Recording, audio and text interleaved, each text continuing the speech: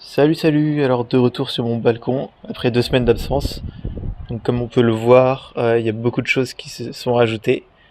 J'ai fait l'acquisition de beaucoup de pots, des plateaux aussi, et même un très gros pot qui pourrait abriter un arbre à terme, et des pots aussi, de grosse taille. Donc on a toujours la jardinière bleue qui n'a pas servi. J'ai ramené 2 sacs de terre là, qui vont permettre de commencer à planter dans tous ces pots. Et, euh, et donc j'ai toujours mes jardinières, mes 4 jardinières pour lesquelles j'ai rajouté de l'herbe en surface pour essayer de protéger un peu le sol. Mais bon, je sais pas trop si ça peut vraiment être utile parce qu'avec le soleil, dans tous les cas, ça va faire évaporer. Mais bon, voilà, ça reste l'idée de la permaculture. Donc voilà, on a tous ces pots. Je sais pas encore trop comment je vais les agencer. Donc on va voir ça tout de suite.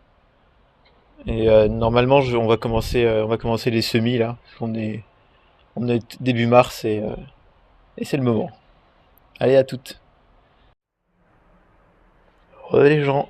Bon, visiblement, c'était pas le moment parce qu'on est le 25 mars et j'ai toujours pas fait les semis. Mais par contre, il y a beaucoup de choses qui se sont rajoutées. Donc le balcon commence vraiment à prendre forme. Donc tout d'abord, on a la machine à laver en ruine là. Donc ça c'est intéressant, ça explique un peu le retard qui a été pris. Ensuite, j'ai investi dans 2 arbres. Donc là, on a un citronnier et, et là, on a un mandarinier en fleurs. Donc il y a beaucoup de choses à dire sur ces arbres, donc j'en parlerai plus tard. Euh, Autre chose assez importante qui se rajoute, donc c'est ce bac blanc que ouais, il y a beaucoup de il y a beaucoup de volume et ça va être très intéressant parce que ça va me permettre de planter beaucoup de choses à la fois. En fait, ça va faire office de table de culture. Donc ça va vraiment être bien. J'étais content de l'avoir trouvé à Emmaüs. Bon, ensuite, ce que j'ai aussi investi dans du terreau. Je me suis dit que ça pourrait être pas mal pour les semis. Bon, si j'arrive à les faire un jour, bien sûr. Donc voilà, ça c'est les 3 nouvelles choses les plus importantes qui se sont rajoutées depuis la dernière fois. Maintenant, plus expérimentalement, j'ai j'ai j'ai essayé de faire des petites choses. Donc là, on peut voir, j'ai planté des boutures de vignes dans ce pot-là, mais aussi dans ce pot-là. Donc je sais pas trop si ça va marcher. Si ça fonctionne pas, je recommencerai un peu plus soigneusement, peut-être en utilisant des hormones de bouture. Mais bon, ça, on verra plus tard aussi. Et, et aussi là, j'ai fait dans ce pot, en fait, j'ai coupé en deux des carottes que j'avais oublié de manger.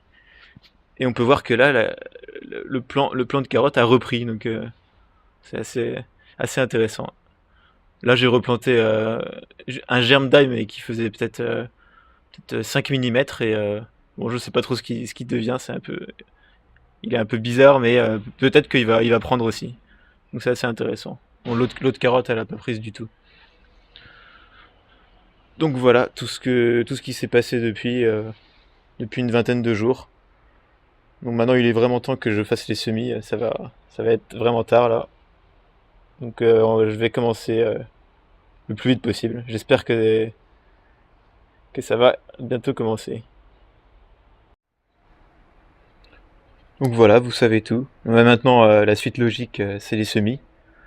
Donc pour vous, ça va être instantané, ça va être dans quelques secondes là. Pour moi, bah, j'espère que ça va être dans quelques heures, mais peut-être que ça va être dans quelques jours ou quelques semaines. Mais bon, le plus rapidement possible parce que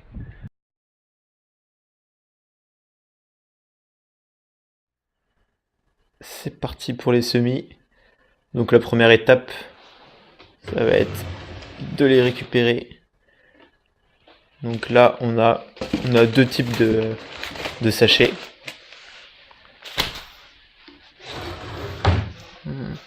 Les sachets blancs là, c'est les semences que j'ai produites l'an dernier.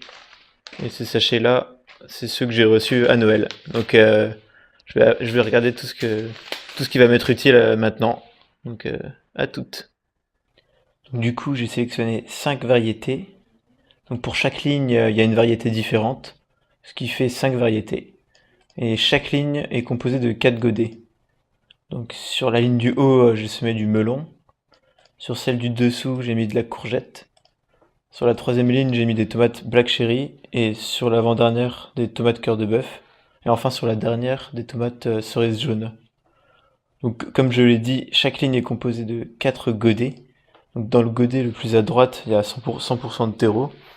Dans les deux godets du milieu, j'ai mis 50% de terre et 50% de terreau. Et dans le godet le plus à gauche, j'ai mis que de la terre. Donc ça va permettre de tester à quel point le terreau est utile et à quel point les légumes ont particulièrement besoin de terreau ou pas. Donc voilà en ce qui concerne la première moitié de mes semis. Donc l'autre moitié, je l'ai faite dans la jardinière bleue. Donc je l'ai remplie en mettant de la terre jusqu'à la moitié. Et après, j'ai complété par du terreau. Donc dans la jardinière, en fait, je l'ai découpé en 6 parties. Et j'ai utilisé mes semences de tomates de l'année dernière. Donc il faut savoir que l'an dernier, en fait, j'avais cultivé des tomates dans mon jardin, donc en pleine terre, et aussi sur mon balcon, et donc c'était en pot. Donc du coup, j'ai récupéré des graines de tomates issues du jardin et des graines de tomates issues du balcon. Et donc l'idée, ça va être de voir si ça fait une différence ou pas. En fait, si les graines issues du balcon s'adaptent mieux que celles issues du jardin, ou l'inverse, ou s'il n'y a pas vraiment de différence.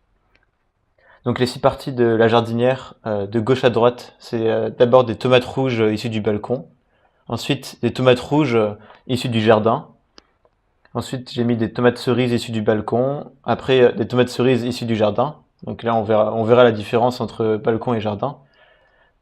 Ensuite en 5e position, j'ai mis des tomates bigarrées. Et en dernier, j'ai aussi mis des tomates bigarrées, mais dont j'avais récolté les semences trop tôt.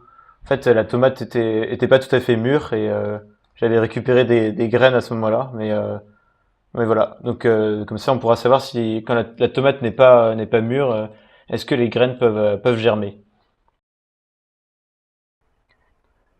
Si on récapitule, j'ai semé du melon, de la courgette et 6 variétés de tomates. Donc le reste, ça sera semé en pleine terre. Donc, et voilà. Alors pour les semis en godet et les semis dans la jardinière, en fait j'ai arrosé au maximum. Donc c'est-à-dire que c'était vraiment quasiment de la boue et il y avait beaucoup d'eau qui s'est coulée par en dessous.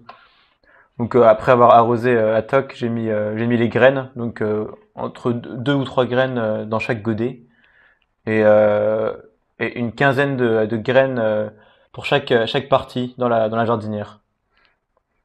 Et après, du coup, après avoir mis les graines, j'ai recouvert un tout petit peu de terreau, peut-être quelques millimètres de terreau. Donc voilà, tout ça, je l'ai fait le 2 avril. Et bah, dans les prochaines vidéos, on va voir l'évolution de tout ça, comment ça pousse, et voilà.